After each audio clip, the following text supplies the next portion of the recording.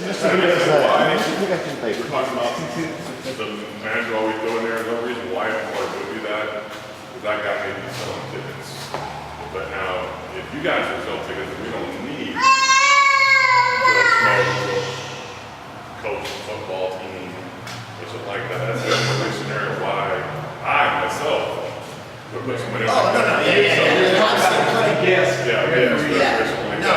You guys selling, that's one thing too. I've seen like a local high school football coach. Yeah, that's the more reason why. You're bringing in somebody That'd be the only reason why we do something like that. But a lot of still, like you said, Local high school football coach is throwing tickets. I don't know about nowadays. Yes. And they still would nowadays if you could get in the high He school. was always a stiff break. I've seen pep rallies. Yes. The football coach got attacked by wrestlers, and then that night they had like a wrestling show. It's a good thing. If you could get into high schools today, like in the 80s, we were able to get into high schools, it would be a whole different story and you would draw much better. It's hard. It's really hard. I'm just talking about the basic stuff, for everybody in here. Yes, don't misuse your referee. Let me stress that and stress that and stress that. Think about your finishes so that it doesn't make the referee look stupid in there. Because this really does affect your finish. It affects the referee. If the referee is the one all the fans are yelling at, who's got the most heat? The heel or the referee? Yeah. The referee. Well, that's what I think too, when sometimes, like halfway through the show, like the crowd will be like, oh, they'll boo a ref or something. No reason to boo a ref other than he's been put in stupid scenarios up until that point. Bad situation. It shouldn't be that way. That's what the guy told me the other day. He goes, man, after the show, people were waiting on the referee. I said, what about the heels? He goes, oh, they walk by. I'm going, don't you think there's a problem there? If the fans are waiting to get the referee and the heels just walk right by and nobody pays attention to them, doesn't that click in somebody's head? Something wrong. Common things to remember. somebody not doing their job. Absolutely. And that is something. It should be talked about in the back. Steve, you guys, and all these other promotions should be in the back talking up and talking things. There should be nothing that comes to the ring that doesn't go through your promoter, your I don't know if you're an agent or whatever, the main person. Nothing should. You should never get out of the ring without telling the guys in charge. That is something that is not allowed when you make it to the level that it counts when you're making big money. You don't even get out of the ring. So you don't do that. You don't add anything extra. You don't bring anything extra without you've gone by. It's always good. I've talked to you about being sure, because that show you run down there, the same finish. Somebody said 3 matches. With the same finish? Same finish. That's the one thing you don't want. So don't be scared to walk up to the other guys and go, hey man, this is my finish. You guys doing that? Check. It's kind of your responsibility. It should be an agent in the back that comes to Mark, I ask for anything to sit up here the last year and a half outside, more than anything to see same couple moves or the same finisher in 2 or 3 matches. Absolutely. There's no reason. We are supposed to be professionals. That means if you're a good wrestler, it also means you think. It's just common sense. I want to know what he's doing, because what if he's doing a superplex and he's doing a superplex and he's doing a superplex and he's doing a superplex? After a while, those fans are going, well, he came up and fought. He came up and fought. He came up and fought. Oh, this guy got pinned on the superplex. Well, he's not worth crap. He's got better than him. That's not what you're trying to do. If you're going to get a move over as a finisher, the rest of the guys can't do it. That's why you tell somebody what we're finishing with. And they go, oh, who's going to do that? Who are we going to do that in the spot? Okay, please, could y'all change the spot? That's our finish move. Of course, it makes a difference where you are on the card. You realize that. If you're on the card and he's finishing with it, you got to change. If he's the veteran, you change. The veteran is doing it, you change. Unless you're here, the veteran's here. It's where you're on the card. It's a progression. That word again.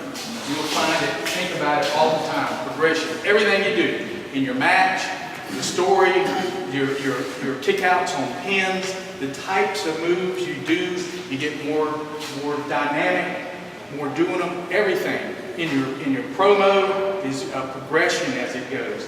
As you make that first level and go, then you'll see it start going up and down, and it'll become easier for you to do these things. But get that first step, the first level down.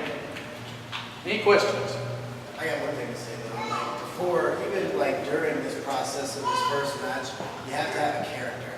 Like you have to have a gimmick. There has to be something that you know you are, you bring to the table, and then that comes together with this type of match because your gimmick, your character, you're going to do a set list of moves because of it's influenced by your character. You know what I mean? You're never going to end up being the character that you want to be. You know what I mean? Like when I first started wrestling, I'm telling you, I say this all the time. If somebody would have told me that I was going to get longer and love it, I would have probably spit on your feet. Especially since birth of my song. You know, I literally probably thought there was a fight mark. You know what I mean? Like I would have just not even have gone for it. You know what I mean? Like there's no way in hell.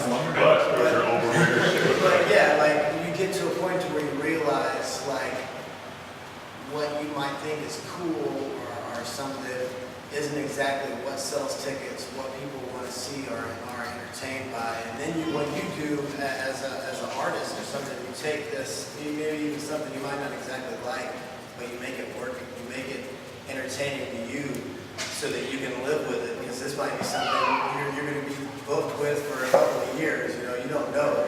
Your idea of a good gimmick and the promoter's idea of what they want you to do are totally different worlds. That's right. And the promoters will pay attention if you take that character and you make something of it and you bust your butt like you're doing right now with that character, and it's getting over it. That may not be what you want to be. It just happened. That's what I was talking about, being a fantasy wrestler. That you can't be that wrestler you fantasize that you can be unless you actually fill that bill for that thing.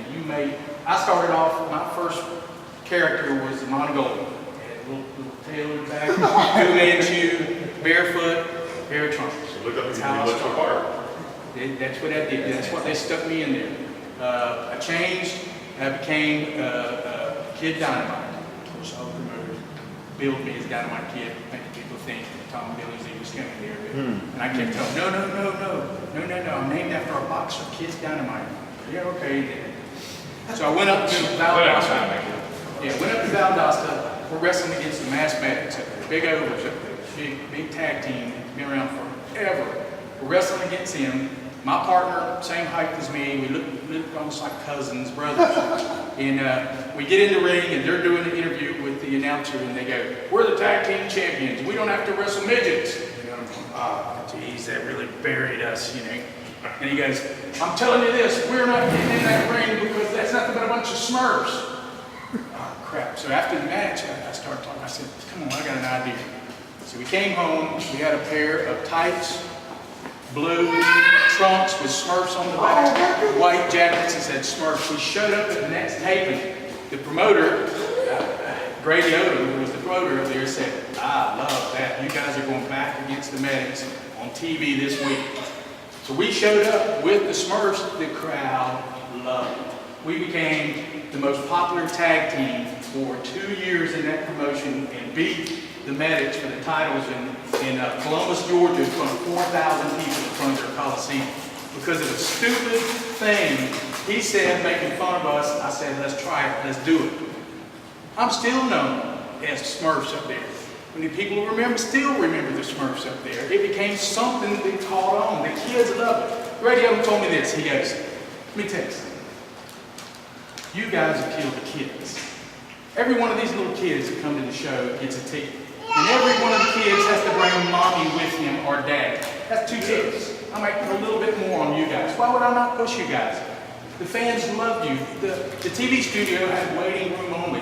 People had to wait because we would do 4 TV shows. They would wait. They had to empty them out.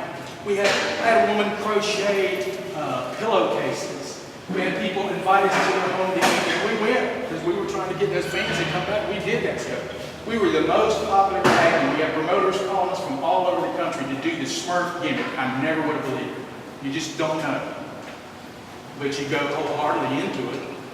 You know, we knew we were wrestling. We didn't come out and go, la, la, la, la. We didn't do that. We were good wrestlers. We were a tag team. We were the smallest tag team. I heard you had a good dance. I feel that's We made it. But we were a small tag team. We knew our role. We knew we weren't going to beat beat the guys, the 6-footers that weighed 300 pounds. We went in there and tried to outsmart them. And then they would tear us up, beat us up. Next time we come back, the Smurfs luck up and get a win. The fans go crazy. It's all about appealing to the fans, giving them what they want, so they'll buy tickets for the next show. That's what happened. Everybody knows locker room etiquette. Everybody's aware of locker room etiquette, right? We've all been talking about it. I seriously, that's, as a promoter, I don't care what you do out there, anybody can make it. Most of them are going to be good, but what I feel as a promoter, back there in the locker room, if you're a cancer or a dick, I'm not going to have you, because if you don't have a peaceful locker room, then it's not worth me booking somebody, because unless you're a super over and selling 100 tickets, if you're a big mouth or trouble in that locker room, that's something that's a promoter who still wrestles every once in a while and doesn't want to fool with. So locker room etiquette is a big thing, and I think is not being taught. Absolutely. That is one of the things. Everybody knows you shake hands with everybody. It doesn't matter who there is. I wrote a story about, I went up to Hazelhurst, Georgia. I was always early. I always had to go early because I wanted to meet the promoter face to face, because that's what you have to do. You make contacts in this business. In the old days, we didn't have YouTube. We didn't have this many shows. You had to make contacts. You had to wrestle guys and bust your ass and put them over so they'd go home and talk about you and tell their promoter.